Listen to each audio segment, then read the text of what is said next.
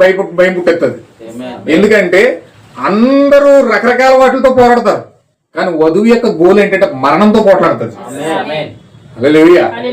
వధువు యొక్క యుద్ధం ఎవరితో అంటే మరణంతోనండి. ఏదో శరీర సంబంధంతో కాదు, శరీర సంబంధమైన విషయాలతో కాదు, లేకపోతే నామకార్థ విశ్వాసాలతో కాదు. వధువు పోరాడేది సాక్షాత్తు నేరుగా మరణంతో. ఎందుకంటే మరణంతో పోరాడి మరణాన్ని జయించి ఆ మరణం తుక్కినీలుగా చేసి ఆ మరణాన్ని జయించి మధ్యాహ్నం వెళ్ళిపోతుంది. యేసుక్రీస్తు చెప్పాడు, నా మాట విని నా శరీరం తిని నా రక్తం తాగినవాడు మరణంలో నుంచి జీవంలో దాటేస్తాడు అన్నాడు. హల్లెలూయా. అంటే యేసుక్రీస్తును పరిపూర్ణంగా పొందుకున్న దైవత్వం పరిపూర్ణంగా పొందుకున్న వ్యక్తులకి మరణం లేదు. వాళ్ళు మరణాన్ని జయిస్తున్నారు, వారి మరణాన్ని ఓడిస్తున్నారు, మరణాన్ని మింగేస్తున్నారు. హల్లెలూయా. ప్రపంచంలో మరణాన్ని భయపెట్టినప్పుడు ఇప్పుడు వరకు పుట్టలేదండి, ఇప్పుడు వరకు లేరు. కానీ యేసుక్రీస్తు యొక్క వధువు భయపెడుతుందండి. అది వాడి భయం. వాడికి అంత భయం ఎందుకంటే అందుకు ఆ ప్రత్యక్షత ముందు పాతాళ దెయ్యాలని పారిపోతాయి. అంత శక్తివంతమైన ప్రత్యక్షత అండి అది. అందుచేత ఖచ్చితంగా ఆ రోజు పేతురు పొందుకున్నప్పుడు అందుకే పొగుడుతున్నాడు, యేసుక్రీస్తు సాక్ష్యమిస్తున్నాడు నేరుగా. ఈ ప్రత్యక్షత ముందు, ఈ బండ ముందు పాతాళ ద్వారములు దానిని ఎదుట నిలువ నేరం అని చెప్తా ఉన్నాడు. అయితే రక్తమాంసములు ఏ విధంగా ఆ ప్రత్యక్షత పొందుకోలేవో రక్తమాంసాల నుండి ఈ ప్రత్యక్షత ఎవరు రాలేదు. ఎందుకంటే ఒక పాస్టర్ కూడా రక్తమాంసంలతో ఉన్నవాడే, ఏ మనిషి అయినా సరే, ప్రవక్త అయినా సరే, ఆయన రక్తమాంసాలతో ఉన్నవాడే. ప్రతి ఒక్కరు కూడా భూమి మీద ఉన్న ప్రతి ఒక్కరు రక్తమాంసాల్లో నుంచి ప్రత్యక్షత రాదని. ఈ ప్రత్యక్షత రక్తమాంసంలో నుంచి రాదు. ఏ మనిషి ప్రత్యక్షత ఇవ్వలేడు, ఏ బైబిల్ కాలేజీ ప్రత్యక్షత ఇవ్వలేదు, ఏ ఒక్క వ్యక్తి కూడా ఈ ప్రత్యక్షత ఇవ్వజాలలేడు. ఈ ప్రత్యక్షత కేవలం దేవుడు మాత్రమే ఇవ్వాలి. హల్లెలూయా. మనం లాస్ట్ వీక్ లో చూసాం, దేవుడు బయలుపరిచే వరకు నువ్వెన్నడూ కూడా నిత్య జీవనం పొందుకోలేవని చెప్తా ఉన్నాడు ప్రవక్త. అంటే దేవుడు ప్రత్యక్షత మనకు ఇవ్వకుండా, దేవుడే వ్యక్తిగతంగా మనతో కలవకుండా, దేవుడే వచ్చి ఆ ప్రత్యక్షత మనకు ఇవ్వకుండా ఆ యొక్క ప్రత్యక్షతాన్ని మనకు రాదని. యేసుక్రీస్తు అక్కడే ఉండి ఆ ప్రత్యక్షత ఆయన కూడా అక్కడ ఇవ్వలేకపోయాడు. పేతురికి ఆ ప్రత్యక్షత ఆయన కూడా ఇవ్వలేకపోయాడు. ఆ ప్రత్యక్షత ఎక్కడ వచ్చిందంటే నేరుగా తండ్రి దగ్గర నుంచి వచ్చేసింది. తండ్రి దగ్గర నుంచి ఎప్పుడైతే వచ్చిందో, పేతురును ధన్యుడివి, ఈ బండ మీద నా సంఘాన్ని కడతానంటున్నాడు. హల్లెలూయా. అది చాలా అద్భుతమైన మాట అండి అది. అందుచేత చూడండి, ఇప్పుడు ఈ యొక్క విషయాలన్నీ కూడా మనం ఒక్కొక్కటిగా చూద్దాం. ఈ ప్రత్యక్షతే పరిశుద్ధాత్మ బాప్తిజం అయి ఉన్నది. లాస్ట్ వీక్ లో చూసాం ఆల్రెడీ. యేసుక్రీస్తు ప్రత్యక్షత పొందుకోవడం అంటే ఏంటండి? పరిశుద్ధాత్మ బాప్తిజం పొందుకోవడం. పరిశుద్ధాత్మ బాప్తిజమే యేసుక్రీస్తు యొక్క ప్రత్యక్షత. అయితే దాన్ని పొందుకున్నప్పుడు మాత్రమే లోపల ఉన్న సాతాను కాలిపోతాడు. లోపల ఉన్న సాతాను ఏం చేస్తాడండి? ఎందుకంటే అది అగ్ని బాప్తిజం. ఆ అగ్ని బాప్తిజం మనకి ఎప్పుడైతే వచ్చిందో లోనున్న సాతాను కాలిపోతాడు. ఇప్పుడు ఆ ప్రత్యక్షత కోసం మనం వెతుకుతా ఉన్నాం. దేవుడు ఖచ్చితంగా అపవాది యొక్క అంతం ఏమిటో ఈ ప్రత్యక్షతలు ఆయన చెప్తున్నాడు. అపవాది ఆయన ఏం చేయనో ఆయన మనకు చెప్తున్నాడు. అగ్నిగుండంలో వాడిని పడద్రోయను, సాతాను వెంబడించి వాడిని న్యాయంగా దుష్టుని యొక్క అంతమును ఆయన బయలుపరిచాను. దానిని సాతాను అసహించుకుంటా ఉన్నాడు. పరిశుద్ధ గ్రంథంలో 2 గ్రంథంలో మిగిలిన వాటన్నిటికంటే సాతాను అసహించుకునేవి మీరు ఎప్పుడైనా గమనించారా? ఉదార వేదాంత పండితుల ద్వారా, నకిలీ శాస్త్రజ్ఞుల ద్వారా వాడు ఎల్లప్పుడూ ఆది కాండము మరియు ప్రకటన గ్రంథంలో దాడి చేస్తున్నాడని సాతానుడు ఎల్లప్పుడూ కూడా ఉదార వేదాంత పండితుల ద్వారా చేస్తున్నాడంట. నకిలీ శాస్త్రజ్ఞుల ద్వారా అంటే సైన్స్ ద్వారా, టెక్నాలజీ ద్వారా వాళ్ళు రకరకాలన్నీ కనుగొని దేవుడు లేడని ప్రూవ్ చేస్తారు. సైన్స్ దేవుడు లేడు అన్నట్టుగా వారు చెప్తారు. ఉదార వేదాంత పండితులు అంటే మానసిక శాస్త్ర వేదాంతులు అన్నమాట. ఈ పంచాంగాలు చూసి, అవి చూసి, ఇవి చూసి వాళ్ళే అన్ని జాతకాలు చెప్పి నీ భవిష్యత్తుని వాళ్ళే డిసైడ్ చేస్తారు. దేవుడు నడిపిస్తున్న భవిష్యత్తుని పక్కన పెడతారు. వీళ్ళే పలానా సమయంలో ఇది, పలానా సమయంలో ఇదని వాళ్ళే డైరెక్ట్ గా పంచాంగాలు చూసి నీ అదృష్ట జాతకాలన్నీ కూడా చెప్పేస్తూ ఉంటారు. అంటే వారిని ఉపయోగించుకుని సాతాను ఎల్లప్పుడూ కూడా బైబిల్ మీద, ఆదికాండం మీద ప్లస్ ప్రకటన గ్రంథం మీద దాడి చేస్తున్నాడు. అంటే ఎల్లప్పుడూ కూడా వాడు దాడి చేస్తూ ఉన్నాడు. ఈ 2 మరియు ప్రకటన గ్రంథము, ఈ 2 గ్రంథముల మీద మనము సాతాను యొక్క ఆరంభము, వాని యొక్క శాపగ్రస్తమైన విధానము, వాని యొక్క నాశనం చూస్తాం. అందువలనే వాడు వాటి మీద దాడి చేస్తూ ఉన్నాడు. బయటపడుచున్నందుకు వాడు సిగ్గుపడి కోపించుచున్నాడు. వాడు భయపడుతున్నందుకు సిగ్గుపడి కోపం వచ్చేస్తున్నాడు. చాలా మంది చూడండి, తప్పు ఒప్పుకోలేని దగ్గరికి తప్పులు చెప్తున్నాం అనుకోండి, వాడు తలదించుకుంటేనే కోపం వచ్చేది, లోపల రగులిపోతాడు. ఎంత కోపం వస్తుందంటే తప్పు చేస్తాడు, ఆ తప్పు మనం బయట పెడుతున్నాం అంటే కోపం వచ్చేది. ఎందుకు వచ్చేస్తుంది అంటే వాడు తప్పును ఒప్పుకోలేదు, కానీ మనం బయట ఉందండి. వాడికి ఎంత కోపం వస్తుందంటే మనం లాగి కొట్టేయాలనిపిస్తుంది, అంత కోపం వస్తుందని. సాతాను ఎప్పుడు వాడు అలా బయటపడతాడు, సిగ్గుపడి కోపించుచున్నాడు. ఆ 2 గ్రంథంలో వాని యొక్క స్థితి ఏమిటో పూర్తిగా బయటపడుతుంది. సాతాను గురించి యేసు చెప్పాను, వాని నాతో పాలు లేదు, నాకు వానితో పాలు లేదు. దానికి అపవాది మరో విధంగా రుజువు చేయకూర్చున్నాడు, కానీ అది వాని చేత కాదు. కాబట్టి వాక్యం పట్ల ఉన్న నమ్మకం తొలగించుటకు వాడు సాయశక్తులా ప్రయత్నం చేయించున్నాడు. చూడండి, చాలా సింపుల్ గా ఉంటది మాట, కానీ ఇది చాలా పెద్దది. సింపుల్ గా ఉన్నట్టు ఉంటది, కానీ చాలా పెద్దది ఇది. ఇప్పుడు ప్రవక్త చాలాసార్లు చెప్తాడు, మీరు ఎవరన్నా దెయ్యం చూడాలనుకుంటున్నారా అంటాడు. ఎవరన్నా దెయ్యం చూడాలనుకుంటున్నా పక్కన అంటాడు. ఫుల్ ఫిట్ గా చూడమంటాడు. ఎప్పుడంటే ఆయన హృదయ రహస్యాలు బయటపెట్టినప్పుడు హృదయ రహస్యాలు చదువుతూ ఉంటాడు. చదువుతున్నప్పుడు జనాభాలో ఉన్న ప్రజల హృదయాల్లోని దెయ్యాలు ప్రవర్తన కొరికి తినేంత కోపంతో చూస్తాయంట. ప్రార్థన చేస్తున్నప్పుడు జనసమూహంలో హృదయ రహస్యాలు చదువుతున్నప్పుడు దెయ్యాలు కనిపించేసాను. ఆ దెయ్యాల కళ్ళు, ఆ ముఖము, ఆ ముఖ దృష్టి, ఆ కవలికలని చూస్తే ఆ ప్రవర్తన మీద పడి ఆయన అక్కడే కొట్టారు వీళ్ళన్నంత కోపంతో చూసి అంటది. ఎవరన్నా దెయ్యం చూడాలనుకున్న పక్కరండి కూడా ఆ టైంలో అలా ఉంటది. ఎందుకంటే హృదయ రహస్యాలు బయట పెట్టేటప్పుడు, ఆ పాపాన్ని బయట పెట్టేటప్పుడు ఆ ముఖ కవలికల్లో వచ్చిన మార్పులు, మామూలు అభిషేకం లేనోడు అయితే అక్కడ నిలబడాడంటే దెయ్యం చూసి అక్కడే తీసిపోతాడు.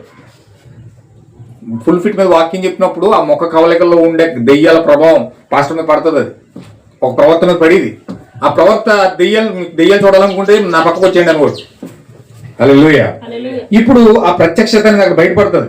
వీడు వెళ్ళప్పుడు కూడా సాతానుతో దేవునికి పాలు లేదు, నాకు వానితో పాలు లేదు, దానిని అపవాది మరో విధంగా రుజువు చేయకూర్చున్నాడు, కానీ అది వానికి చేత కాదు. కాబట్టి వాక్యం పట్ల ఉన్న నమ్మకమును తొలగించడానికి వాడు శాయశక్తుల ప్రయత్నం చేస్తున్నాడు. వాడు ఎల్లప్పుడూ కూడా చేసే పని ఏంటంటే, వాడు ఏం చేయడండి, వాడు మనల్ని ఏమో పెద్ద పెద్ద బండలు అట్టుకొచ్చి మీదేసాడు, పెద్ద పెద్ద రాయలు అట్టుకొచ్చి మీదేసాడు, పెద్ద కష్టాలను తీసుకురాడండి. వాడు ఏం చేస్తాడంటే జస్ట్ వాక్యం మీద నమ్మకం అనేది చేసేస్తాడు. అయితే వాడు ఆయుధం ఏంటంటే, ఆది నుంచి కూడా వాడు చేసే ప్రయత్నం ఏంటంటే మనకు వాక్యం మీద నమ్మకం లేకుండా చేసేస్తాడు. బైబిల్ ఎట్టిందే తిరుగుతాం కానీ దాని మీద నమ్మకం ఉండదు. వర్తమానం పట్టుకుని తిరుగుతాం కానీ దాని మీద నమ్మకం ఉండదు. యేసుక్రీస్తుని నమ్మమంటాం కానీ పూర్తిగా నమ్మలేం. అలా చేసేస్తాడు వాడు. అంటే దాని మీద ప్రభావం లేకుండా, నమ్మకం లేకుండా వాడు చేసి పూర్తిగా విశ్వాసాలుగా చేసేస్తాడు అనమాట. సంఘము సాతానును నమ్మక వాక్యం యొక్క ఆత్మ ప్రత్యక్షత నమ్మినేడలా ఆమెకు వ్యతిరేకంగా, ఆ సంఘానికి వ్యతిరేకంగా పాతాళ ద్వారంలో నిలువనేరవు. ఆమేన్. హల్లెలూయా. చూడండి అక్కడ ప్రవక్త ఏం చెప్తున్నాడు అంటే, సంఘము గనక సాతాన్ని నమ్మకుండా వాక్యం యొక్క ఆత్మ ప్రత్యక్షతను కనుక ఆమె నమ్మితే ఇక ఆమె ముందు పాతాళ దెయ్యములు ద్వారాలన్నీ కూడా నిలవలేవట. అంటే నీ ముందు దెయ్యాల నుంచి పోవాలి నేను నిలబడుతున్నాయంటే నువ్వు నీ యొక్క అభిప్రాయం ఎలా ఉందంటే నువ్వు సాతాన్ని నమ్ముతున్నావు. నువ్వు సాతాన్ని నమ్ముతున్నందుకు దెయ్యాల నుంచి నువ్వు ఇంకోటి ఉన్నాయి. కానీ ఆయన చెప్తున్నాడు, నువ్వు సాతాన్ని నమ్మకుండా వాక్యాన్ని నమ్మితే పాతాళలో దెయ్యాలన్నీ కూడా నీ నుంచి నీకు దూరంగా వెళ్ళిపోతాయి అంటున్నాడు. నీ దగ్గర నిలవలేవు అంటున్నాడు. హల్లెలూయా. అంటే దెయ్యాలతో సహవాసం చేస్తామంటే మన దేవుడిని నమ్మట్లేదు. ఎక్కనే దెయ్యాలని ఆహ్వానించి సాతాన్ని నమ్ముతున్నాం కాబట్టి ఆ కార్యాలు జరుగుతున్నాయి. హల్లెలూయా. మీరు వేరుగా తలంచిన ఎడల, ఇక్కడ నేను నా సొంత సేవలోని ఒక మాట చెప్తాను. ఆయన సొంత అభిప్రాయంలో చెప్తున్నాడు. చూడండి, ఆ సొంత సేవలో నుంచి అనుభవపూర్వకంగా నా జీవితంలో నీ వరము సహజాతీతమైనదని మీ అందరికీ తెలుసును. ఇది ఒక వరం. దీని మూలంగా వ్యాధులు తెలుసుకుంటున్నాను, మానవుల హృదయంలోని ఆలోచనలు ఎరుగుచున్నాను. దేవునికి మాత్రమే మరుగైన సంగతులు నాకు తెలుస్తున్నాయి. ప్రవక్త అంటున్నాడు. ఆయన ప్రవచనం ఏంటండి, గత 2 వారాల క్రితం చెప్పాను. ఆయన ప్రవచనం అంటే హెబ్రీ పత్రిక 4:12 ఏంటి? ఆ హెబ్రీ పత్రిక 4:12 వాక్యము హృదయంలోకి వెళ్ళి ములుగులోకి వెళ్ళి విభజించినట్లుగా దూరి ఆ లోపల ఉన్న ఆలోచన సహితం కూడా బయటికి లాక్కొస్తారు. ఇది కేవలం వాక్యానికి మాత్రమే సాధ్యమయ్యే పని. అది మనుషులకు సాధ్యమయ్యే పని కాదు. అయితే ఆ వాక్యము పరిపూర్ణంగా నువ్వు పొందుకున్నప్పుడు, యేసుక్రీస్తుని పరిపూర్ణంగా నువ్వు పొందుకున్నప్పుడు ఎదుటి ఏం ఆలోచిస్తున్నప్పుడు నీకు తెలిసిపోద్ది. హల్లెలూయా. యేసుక్రీస్తు ఫుల్ ఫ్లెడ్జ్డ్ గా నీళ్ళకి వచ్చేయడం అనుకోండి, ఎదురుడు ఆలోచించే విధానం నీకు తెలిసిపోద్ది. ఆలోచన కూడా చిన్నప్పుడు ఏదో సినిమా చూసానండి. సినిమాల కోసం ఎందుకు చెప్తున్నానంటే, జరిగే సంఘటనలన్నీ చెప్తారు కదా సినిమాల్లో, కొన్ని కొన్ని ఇవన్నీ తీసుకునే చెప్తారు. సాతాను కూడా తెలివైనడు అండి, అన్ని వాడి ముందే చూపించేస్తాడు. నేనే చేసేసాను. అదేంటంటే ఆదిత్య 386 అనమాట, 386 389 ఆ సినిమా. అదేంటంటే కొన్ని వందల సంవత్సరాలు వెనక్కి వెళ్ళిపోతాడు, ఒక మిషన్ తయారు చేసి తర్వాత కొన్ని వందల సంవత్సరాలు ముందుకు వచ్చేస్తాడు. అలా కొన్ని వందల సంవత్సరాలు ముందుకు వెళ్ళిపోయిన తర్వాత అతను ఆ మిషన్లో ఉంటే అతను ఇంకొక చోటకి వెళ్ళి ఇంకొకరిని తిట్టుకుంటాడు. మనసులో తిట్టుకుంటుంటే పెద్ద పెద్ద బాక్సులు ఉంటాయండి, ఆ బాక్సులో నుంచి వచ్చేస్తాయి మాటలని. ఇతను మనసులో అనుకుంటాడు, ఎదుటోని తిడతాడు అనమాట, ఎదుర్కొకుండా తిడతాడు. ఆయన ఎలా తిడుతున్నాడో బాక్సులో నుంచి వచ్చేస్తాయి. వీడికి కంగారు అయిపోతాడు. ఇక నేను లోపల అనుకుంటే ఈ బాక్సులో నుంచి వచ్చేస్తాను ఏంటని. అంటే అది సాతానుడు ఎలా క్రియేట్ చేశాడు ఎందుకు వాక్యంలో అది. ఎందుకంటే ప్రవక్త దాన్ని ఆల్రెడీ చెప్పాడు, మీరు ఇక్కడ ఆలోచించింది పరలోకంలో పెద్ద పెద్ద బాక్సులు వినపడతాయి అన్నాడు ఆయనే. 7 ముద్రలో ఉంటుంది మాట అది. మీరు ఇక్కడ లోపల ఆలోచిస్తూ ఉంటే పరలోకంలో పెద్ద పెద్ద బాక్సుల్లో వినపడతాయంట ఆ మాటలు. హల్లెలూయా. బయటకే మాట్లాడక్కర్లేదు, లోన ఏం ఆలోచిస్తున్నాం అన్ని మొత్తం ఆయన ఫీడ్ చేసేసి మొత్తం తెలిసి ఆయనకి హృదయ రహస్యాన్ని బయటకు లాక్కొచ్చి కూడా ఆయన. ఇప్పుడు ప్రవక్తగా వరం ఉంది.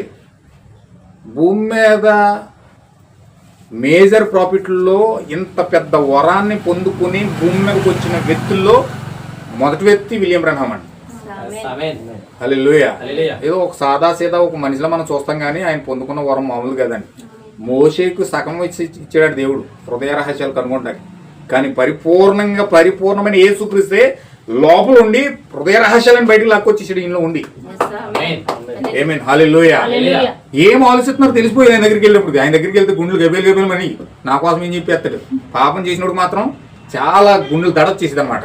ఆయన దగ్గర దరిదాపులకు వెళ్ళేవారు కాదు. నేను కరెక్ట్గానే ఉన్నాను పర్లేదు అనుకున్నవాడు మాత్రమే వెళ్ళేవాడు అక్కడికి.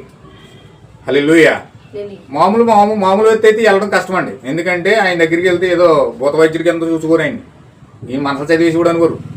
చాలామంది అనుకోరు మనసులు చదివేస్తాడు ఈయన, మా శాస్త్రం నేర్చుకున్నాడు, హిప్నాటిజం చేసేస్తున్నాడు అనుకోరు. హిప్నాటిజం అంటే అది ఎలా చేస్తారంటే కళ్ళుల్లో కళ్ళు పెడతారండి. నా వైపే చూస్తున్నాం కొన్ని 5 నిమిషాలు అలా పెట్టి ఆ కళ్ళుల్లో కళ్ళు అతని వయసులో తీసేసుకుంటాడు. ఇంకా అతను కూర్చోమంటే కూర్చుంటాడు, నుంచోమంటే అది హిప్నాటిజం. హిప్నాటిజం చేయాలంటే ముందు 5 నిమిషాలు ఆ యొక్క కళ్ళు పెట్టి చూడాలి. మరి అది కూడా చేసేవాడు కదే. ఆయన జస్ట్ ఆయన దేవుడి దర్శనం చూసేవాడు, చెప్పేసేవాడు అంతే. కానీ ఆయనకి ఏం పేరు పెట్టారంటే హిప్నాటిజం చేస్తున్నాడు అని చెప్పేవారు. హిప్నాటిజం చేస్తున్నారు లేకపోతే మనసులు చదివేస్తున్నాడు అనుకోరు. కానీ ఆయన ఏం చెప్తున్నాడంటే దేవుని యొక్క కృపను బట్టి ఈ మొరిగైన సంగతులు నాకు తెలియబడుతున్నాయి, దేవుడికి తెలిసిన విషయాలే నాకు బయలుపడుతున్నాయి. అయితే సాతాను తాను బయలుపడుచున్నానని ఎరిగినప్పుడు ఆ ప్రజల ముఖములు ఎట్లుండో మీరు నా పక్కన నిలబడినప్పుడు మీకు తెలియదు. ఇప్పుడే చెప్పానమాట, నా పక్కన నిలబడినప్పుడు మీకు తెలుస్తుంది. ఆ యొక్క ప్రజల ముఖ కవలికలు సాతాను బయటపడుతున్నప్పుడు వాళ్ళ హృదయాల్లో అప్పుడు వరకు అంతరంలో దాక్కున్నాడో, ఎప్పుడైతే హృదయ రహస్యాలు బయటపడుతున్నాడో సాతానుడు అమాంతం బయటకు వచ్చి చూడండి వాళ్ళ యొక్క ముఖాల్లో నుంచి బయటకు వచ్చేటప్పుడు ఇప్పుడు వాళ్ళ ముఖాలు చూడవాలి. తాను బయటపడుచున్నానని సాతాను తెలియను. ప్రజల ముఖంలో వింతయుగ మార్పులు అప్పుడు కనబడతాయి. సాతానుకు భయం కలుగుతుంది. దేవుని యొక్క ఆత్మ వాని యొక్క క్రియలను జనులకు తెలియపరిచినను వానికి తెలిసిపోను. అందువలనే ఈ కోటలను వాడు ఎంతగానో అసహించుకోను. ప్రవక్త యొక్క కోటాలు ఎందుకు అసహించుకుంటానికి కారణం ఇది. హృదయ రహస్యాలు, ప్రజల యొక్క జీవితాల్లో ఉన్న రహస్యాలన్నీ ఆ కోటల్లో బయటపడి. ఓ స్త్రీ అంది, సినిమా హీరోయిన్ అనమాట. సినిమా హీరోయిన్ ఆమె ప్రవక్తకు తారసపడింది. నువ్వు అంత అద్భుతంగా ప్రసంగాలు చేసేస్తావు కదా, అంత అద్భుతంగా దేవుడి కోసం చెప్తావు కదా, నీకు సుఖం అంటే ఏంటి తెలియదు, సంతోషం అంటే తెలియదు, ఒక్క నైట్ నాతో గడుపు, నీకు సుఖం అంటే ఏంటి చూపిస్తాను అన్నాను. ఒక్క నైట్ నాతో గడుపు, నీకు సుఖం అంటే మొత్తం చూపిస్తాను రా, నీకు సుఖం చూపిస్తాను. ఈయన అన్నాడు, సరే నేను ఒక్క నైట్ నీ దగ్గరికి వస్తాను, అయితే నీవు ఒక్కరోజు నా కూటానికి రా, ఒక్కరోజు నా కూటానికి రా, తర్వాత నేను వస్తాను అన్నాడు. నీకు నమస్కారం, నేను నీ కూటానికి వస్తే నేను మారిపోతాను. హల్లెలూయా. అదనమాట. ఆవిడ వెంటనే భయపడిపోయింది. సాతాను ఎప్పుడైతే ఆమె యొక్క జీవితాన్ని బయటపెట్టాడో, ఆవిడ సాతాను తెలుసు ఆల్రెడీ. సాతాను ఆమెలో దూరి ఈమెను ఒత్తిడి చేస్తా ఉన్నాడు. కానీ అది సాతాన్ అన్న సంగతి తెలిసి ఆ సాతాన్ ఎప్పుడైతే కూటంలో బయటపడతాడన్న సంగతి సాతాన్ బాగా తెలుసు. ఈయన ఏమన్నాడంటే నేను వస్తాను, అయితే ఒక్క కూటానికి రా అన్నాడు. వామ్మో నేను రానంది. హల్లెలూయా, దేవుడు నాకు మహిమ కలుగును గాక. అయితే ఆ కూటంలో దేవుడు యొక్క అద్భుతమైన ఆ యొక్క హృదయ రహస్యాలు బయటపెట్టి అనేక సాతాను సంబంధమైన కార్యాల నుంచి ప్రజలను విడిపించేవాడు ఆయన. అందువల్ల ఈ కూటాలను వాడు ఎంతగానో అసహించుకున్నాను. వాడు పేర్లు పిలిచి వ్యాధులు ఎత్తి చూపుతున్నప్పుడు సాతాను వాటిని ద్వేషించను. ఏమిటది? ఇది మనసును చదువుట కాదు, మరో మాయామంత్రము కాదు, చేతబడి కాదు, ఇది పరిశుద్ధాత్మ ద్వారా కలిగిన ప్రత్యక్షత. హల్లెలూయా. ఈ ప్రత్యక్షత ద్వారానే నేను చేస్తున్నాను. కానీ నాకు పేరేం పెడుతున్నారంటే ప్రజలు మనసులు చదవడం, మాయామంత్రాలు చేయడం, ఏదో చేతబడి చేసేస్తున్నాడు బాబు ఇతని దగ్గరికి వెళ్ళకూడదని కోరు. చూడండి, చేతబడి చేసే వాళ్ళకి వాళ్ళ దగ్గరికి వెళ్తే ఎవరన్నా మామూలుగా వెళ్తారండి. ఎంత భయపడతారంటే ఆ చుట్టుపక్కల దరిదప్పులు కూడా వెళ్ళరండి. అసలు ఒక మాదిరి విశ్వాసం కలిగిన వాళ్ళే ఆటోమేటిక్గా భయపడుతున్నారు విషయం తెలిసేటప్పుడు. పలానోడు ఇలా చేస్తాడంటే దెయ్యాలు అడిపోయిన 4 దెయ్యాల కోసం చెప్పినప్పుడు ఆ దూరంగా ఉన్న వాళ్ళ దగ్గరికి వచ్చేసేవారు. హల్లెలూయా. అయితే ఖచ్చితంగా ఈ అభిప్రాయం కలిగినప్పుడు ఇలాంటి దెయ్యం ఏం చేస్తుందంటే వాడు ఇలాంటి తోడు అని ముద్ర ఇచ్చినప్పుడు ఆ దగ్గరికి వెళ్ళడానికి ఇష్టపడరండి. ఇప్పుడు చేతబడి చేస్తాడు, మనుషులు చదివేస్తాడు, లేకపోతే హిప్నటైజ్ చేసేస్తాడు, లేకపోతే అది దాన్ని ఏదో ఒక నింద అతని మీద మోపినప్పుడు జనాలు వెళ్ళడానికి భయపడతారు. అయిపోయి ఇతని దగ్గరికి వెళ్ళి చేసేస్తాడు మనల్ని అన్న సంగతి ఒక భయకంపితమైన వాతావరణంలోకి వెళ్తుంది అనమాట. సాతాను అలా ముద్ర చేసేవాడు. అయితే ఆ మాయమంత్రాలు కాదు, చేతబడి కాదు, ఇది పరిశుద్ధాత్మ ద్వారా కలిగిన ప్రత్యక్షత. ఆ ఒక్క మార్గంలోనే నేను తెలుసుకొనిచున్నాను. శరీర సంబంధమగు మనసు దానిని ఏదో పేర్లతో పిలుచును గాని ఇది పరిశుద్ధాత్మ ఉన్నది. ఆమేన్, హల్లెలూయా. సంఘములో యేసుక్రీస్తు యొక్క ప్రత్యక్షత తెలియజేయ గ్రంథమును సాతాను అసహించుకున్నటకు మరి ఒక కారణం నేను మీకు చూపిస్తాను. ఒక కారణం చెప్పాడు. ఈ గ్రంథాన్ని అసహించుకోవడం కారణం ఏంటంటే హృదయ రహస్యాలు బయలుపరచబడే శక్తి ఎక్కడ ఉందంటే ప్రకటన గ్రంథంలో ఉంది. ఆది కాండము, ప్రకటన గ్రంథం. ఆది కాండం వాడు ప్రారంభం చెప్తుంది, ప్రకటన గ్రంథం